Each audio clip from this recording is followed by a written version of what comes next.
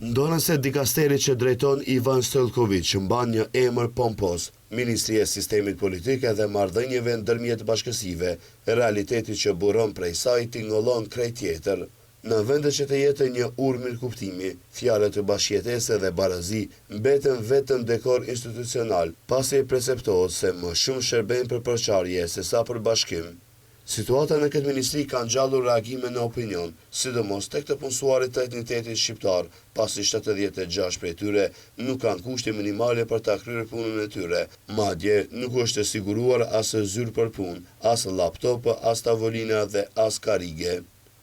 E për këtë, kanë reaguar ashpër nga partia opozitare shqiptare BDI, të cilët këtë cilësojnë trajtim njerëzor, poshtëruese dhe diskriminues të 76 të punësuarve në ministrinë.